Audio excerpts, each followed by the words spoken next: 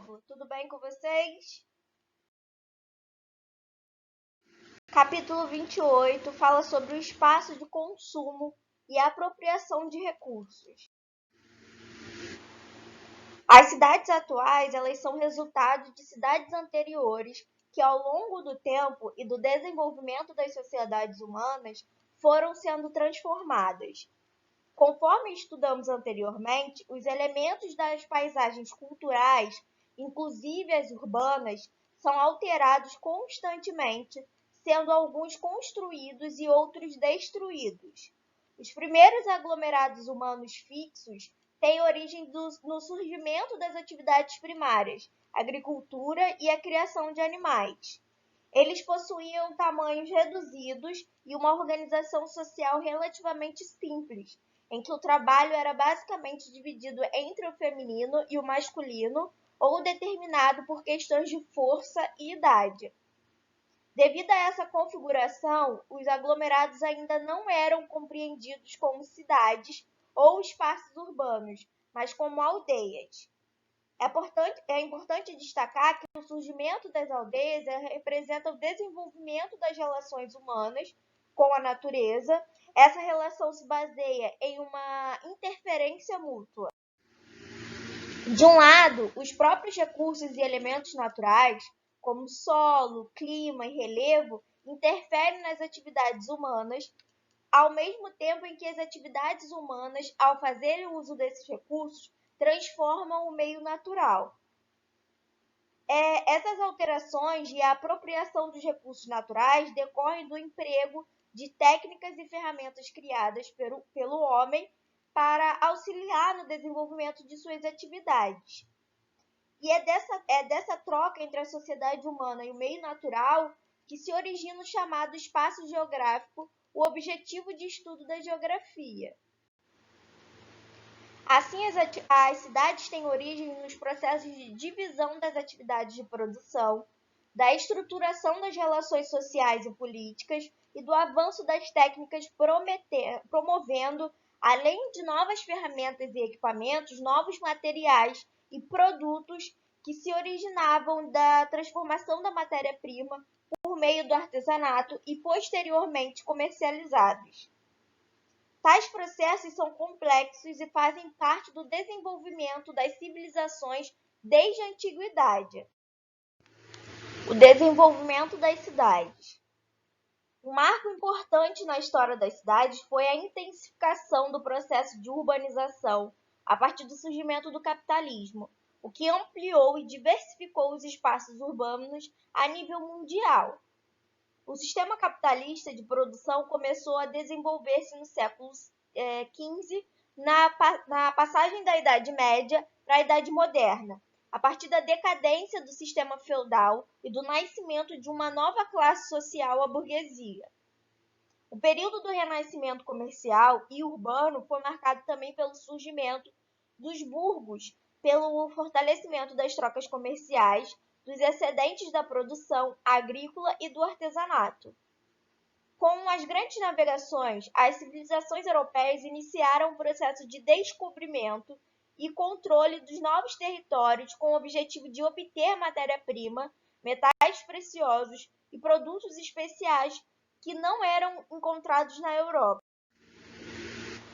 Dessa forma, as colônias na América e na África, submetidas ao pacto colonial, tiveram suas atividades econômicas restritas à exploração de recursos naturais, sobretudo por meio do extrativismo vegetal e mineral e do desenvolvimento de uma agricultura voltada para a produção de gêneros agrícolas específicos para a exportação, utilizando a mão de obra escravizada. Em contrapartida, as colônias representavam novos mercados consumidores que absorviam as mercadorias manufaturadas produzidas nas metrópoles. O aumento do comércio e da consequente arrecadação de impostos e o acúmulo de metais preciosos eram de extrema importância para o fortalecimento do regime absolutista, em que o rei possuía todo o poder político. Contudo, o poder concentrado nas mãos do rei passou a ser fortemente criticado por outros setores da sociedade, como a burguesia, que buscava aumentar a sua participação política. As manifestações que se originaram desse sentimento promoveram as mudanças políticas e sociais necessárias para que no século XVIII ocorresse a primeira Revolução Industrial. As relações entre as cidades e a indústria. O termo indústria ele corresponde no sentido mais amplo ao conjunto de atividades humanas de produção de mercadorias por meio da transformação dos produtos da natureza. A primeira Revolução Industrial ela se estendeu da segunda metade do século XVIII até meados do século XIX, compreendendo um período de inovações tecnológicas, quando ocorreu a substituição do trabalho manual, a manufatura, por um sistema produtivo conhecido como a maquinofatura, no qual o trabalho passou a ser realizado por máquinas movidas a vapor e mais tarde por eletricidade e petróleo. O advento da produção industrial ele implicou a consolidação da classe burguesa, que se tornou dona das máquinas e os meios de produção. Então, junto a isso, houve o surgimento de uma classe trabalhadora que vende sua força de trabalho, operando os maquinários em troca de salário. O fato de os trabalhadores serem assalariados permitiu o desenvolvimento de um mercado consumidor, que absorvia as mercadorias produzidas, gerando lucro. Então, as cidades passaram a ser a base espacial das atividades industriais, uma vez que concentram a força de trabalho e infraestruturas importantes, até mesmo para a própria produção, como as redes de comunicação e transportes, que permitem a circulação de pessoas, mercadorias e informações. Os sistemas financeiros, bancos e o próprio comércio. Por causa do êxodo rural, que é a migração da população rural para o meio urbano, a concentração populacional e o processo de urbanização acontecia a passos largos. O contínuo crescimento da população urbana e das atividades industriais impulsionou um aumento na demanda dos recursos naturais, gerando impactos ao meio ambiente. Alguns exemplos são o elevado consumo de água para abastecimento das fábricas, a poluição dos mananciais e do ar promovida pelas indústrias e a expansão da frota de veículos, que também polui a atmosfera com a emissão de gases. Ademais, o aumento das áreas urbano-industriais intensificou a hipermeabilização dos solos devido à abertura e ao asfaltamento das vias e calçadas e levou ao desmatamento das áreas de vegetação nativa. Em torno de áreas urbano-industriais passou a ser recorrente a presença dos chamados cinturões verdes. Eles correspondem ao espaço de produção agrícola para abastecer o mercado consumidor das cidades próximas. O avanço do consumo. O avanço do consumo do uso de máquinas na indústria, produzindo em grande quantidade e de forma acelerada, permitiu a constituição de uma sociedade que consome em larga escala, porque é constantemente estimulada a comprar. A série de comportamentos e atitudes que visam ampliar o padrão e o poder de consumo das sociedades é denominada, portanto, consumo de massas ou sociedade de consumo. O consumo de massas ele implica que o consumidor adquira produtos e serviços pela sua popularidade e por serem uma forma de integração e aceitação social, ou seja, a forma como as pessoas se relacionam uma com as outras passam a ser influenciada pelo que elas possuem. Assim, o consumismo é visto como um ato de adquirir produtos e serviços sem de fato precisar deles, movido pelo desejo e não pela necessidade. Uma das bases que sustenta o consumo de massas é a publicidade, que busca incentivar o desejo por um produto, atribuindo a ele o poder de satisfazer novas necessidades e possibilidades. No dia a dia, a publicidade está presente em diferentes espaços, em diversos canais de comunicação. A população ela entra em contato com as propagandas quando assiste televisão, vai ao cinema, quando ouve um rádio, lê jornais, revistas ou navega pela internet e redes sociais, por exemplo. Nas últimas décadas, a internet e as redes sociais têm sido canais de divulgação de grande relevância, especialmente pela quantidade de usuários e tempo investido para acompanhar as atualizações e os conteúdos postados. Os pop-ups, janelas que abrem automaticamente durante o acesso a algum site, são um exemplo de anúncios presentes na internet. Mais recentemente, os sistemas artificiais inteligentes, chamados de algoritmos, conseguiram identificar e fornecer anúncios personalizados, selecionados com base nos hábitos e nas preferências pessoais dos usuários. Além disso, é possível encontrar anúncios e propagandas em outdoor espalhados por avenidas, rodovias, viadutos e nos meios de transporte, o que se reflete na paisagem urbana. Colocar uma propaganda em um outdoor localizado em uma área muito visitada custa mais caro do que uma propaganda em um local onde há pouca circulação de pessoas. Outro processo que se desenvolve nos espaços urbanos é a integração social e cultural, resultado do processo da globalização. Não há como questionar a existência de grandes diferenças culturais e históricas entre as diversas sociedades humanas, mas a presença de marcas multinacionais em diferentes partes do mundo, por exemplo, aproxima as grandes cidades, permitindo o acesso a hábitos de consumo e produtos semelhantes. A rápida circulação de informações causada pela eficiência dos meios de comunicação também contribui para diminuir essas dinâmicas culturais. Capítulo 19, vamos falar sobre o desenvolvimento sustentável. Expressões como sustentabilidade e economia verde fazem parte do nosso cotidiano desde o fim dos anos de 1980. Podem ser observadas em diversos locais, nos noticiários, em outdoors distribuídos pelas cidades, nos produtos que compramos nos supermercados e na divulgação de instituições públicas e privadas. O ser humano ele cria há milênios maneiras de controlar e utilizar os recursos naturais para atender às suas necessidades, realizando constantes e intensas alterações nos ecossistemas que compõem a Terra. Conforme as atividades humanas, sobretudo as econômicas, foram evoluindo, a relação do homem com o meio ambiente também se alterou. Com a primeira Revolução Industrial, iniciada no século XVIII, a produção de mercadorias, o trabalho assalariado e o consumo passaram a ser dinâmicas importantes dentro das sociedades. A natureza ela passou então a ser compreendida como uma fonte de matéria-prima e de energia para abastecer a produção, que se intensifica conforme o uso de máquinas conforme o uso de máquinas aumenta e os avanços tecnológicos acontecem. Então, consequentemente, as mudanças provocadas pelo ser humano se tornam cada vez mais intensas.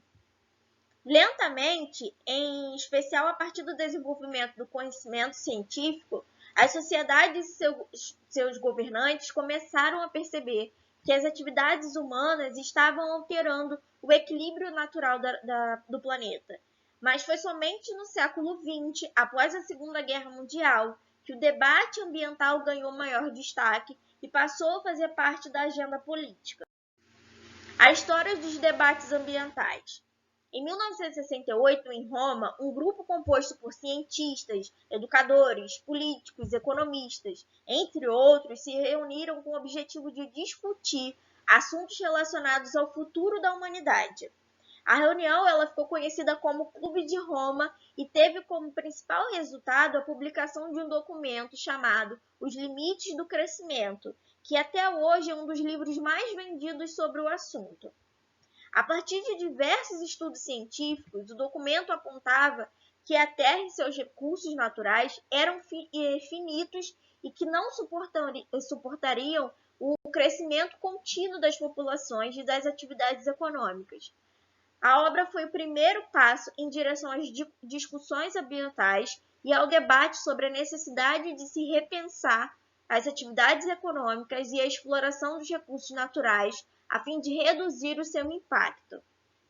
Movida pelo desafio de conciliar o crescimento econômico e a preservação ambiental e pela busca de soluções para os problemas apontados pelo Clube de Roma, a Organização das Nações Unidas, a ONU, realizou no ano de 1972, em Estocolmo, a capital da Suécia, a Conferência das Nações Unidas para o Meio Ambiente Humano, também chamada de Conferência de Estocolmo.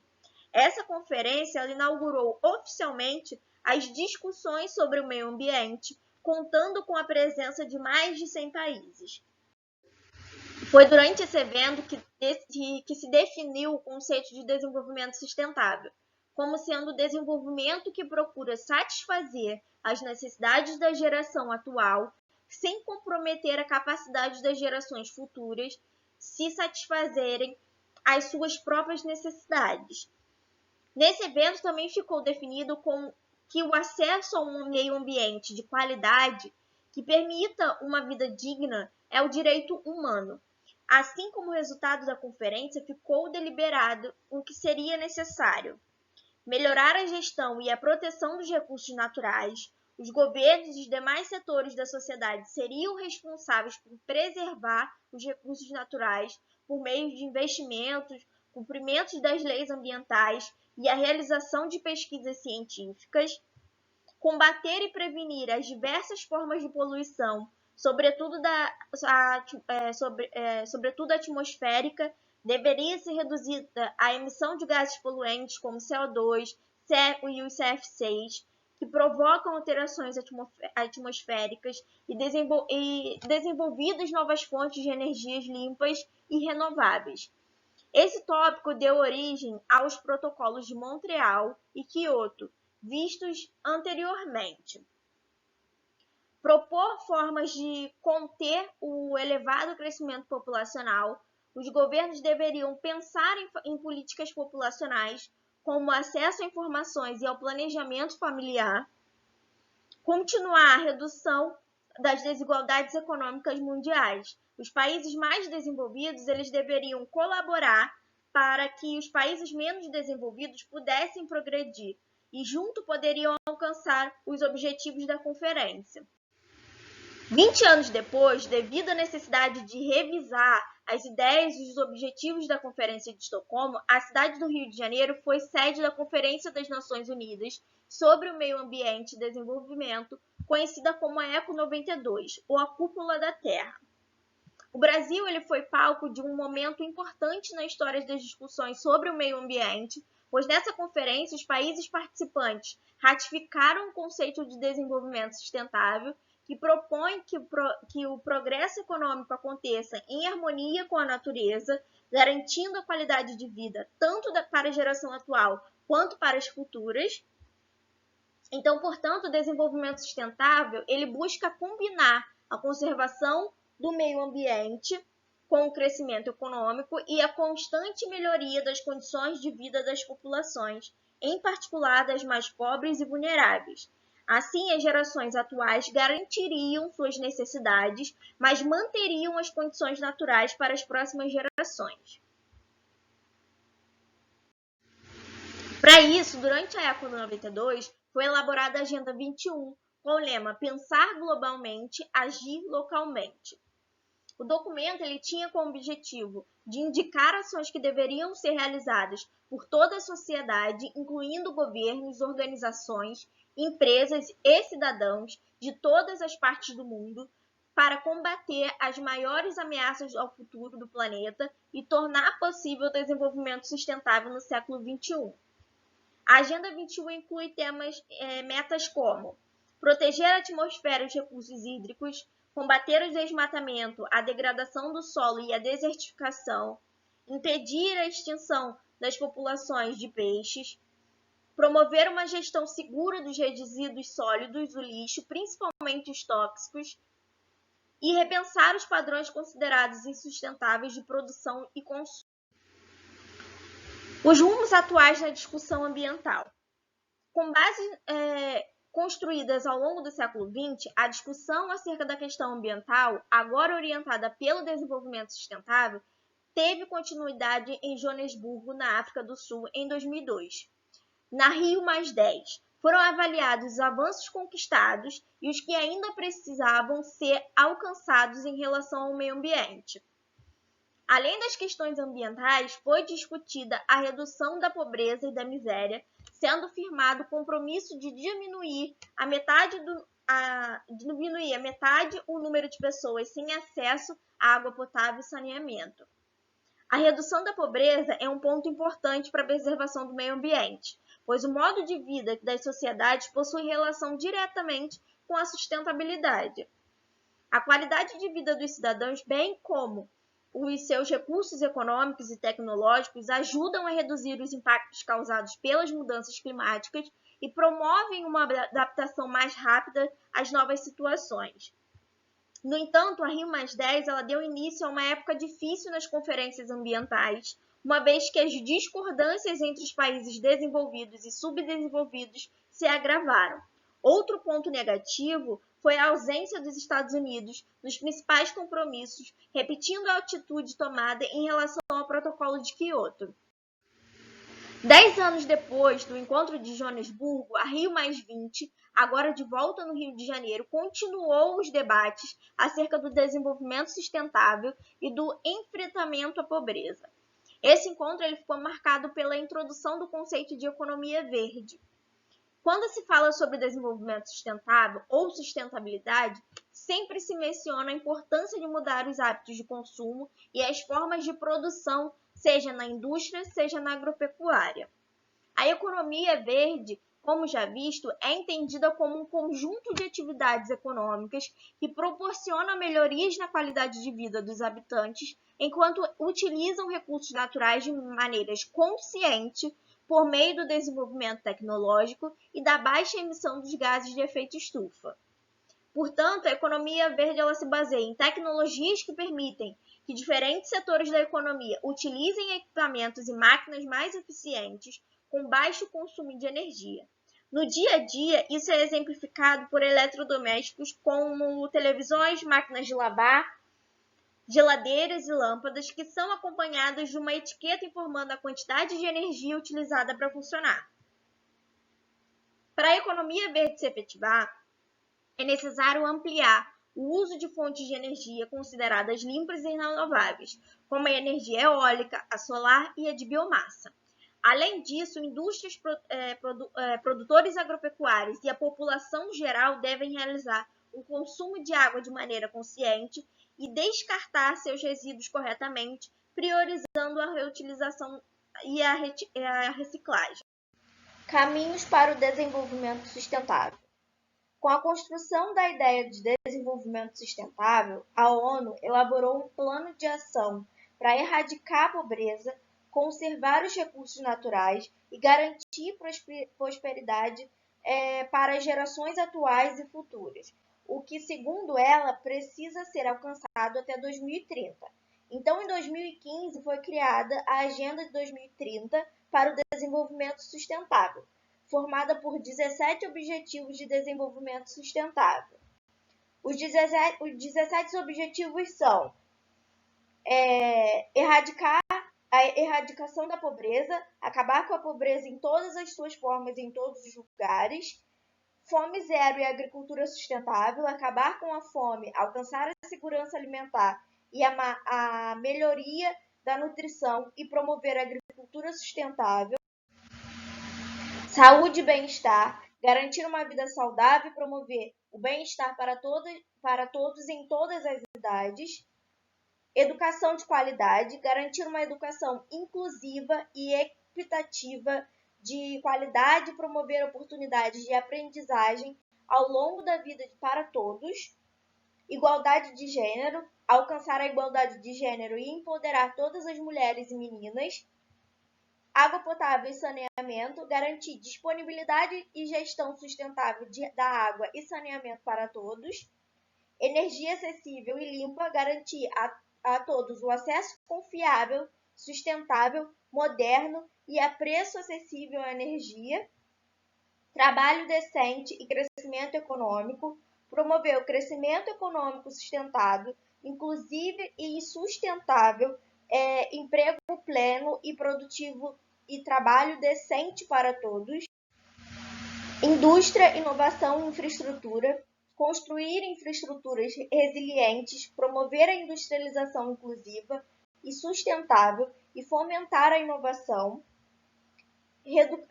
reeducação das desigualdades, reduzir a desigualdade dentro dos países e entre eles, cidades e comunidades sustentáveis, tornar as cidades e os assentamentos humanos inclusivos, seguros, resilientes e sustentáveis, consumo e produção responsável, garantir padrões de produção e de consumo sustentáveis, ação contra a mudança global do clima, tomar medidas urgentes para combater a mudança do clima e de seus impactos, vida na água, conservar e usar sustentavelmente os oceanos, os mares e os recursos marinhos para o desenvolvimento sustentável, vida terrestre, proteger, recuperar e promover o uso sustentável dos ecossistemas terrestres, gerir de forma sustentável as florestas,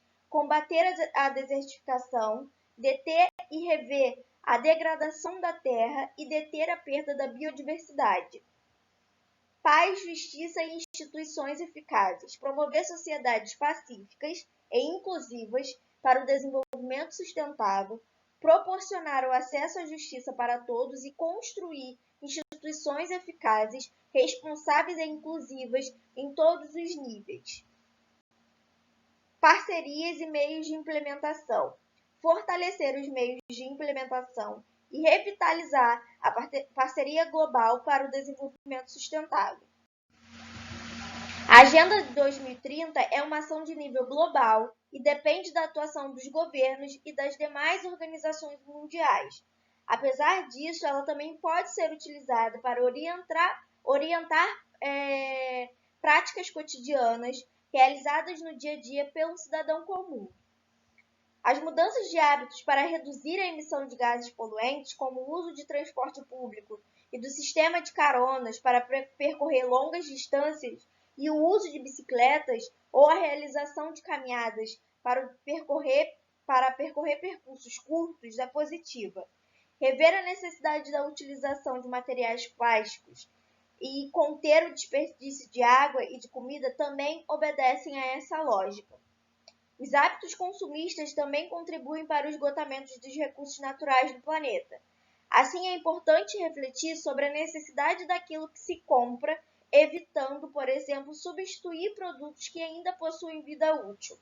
Outra alternativa é dar preferência a equipamentos eletrônicos que apresentam mais eficiência energética para reduzir o consumo de energia e as empresas que apresentem uma postura sustentável.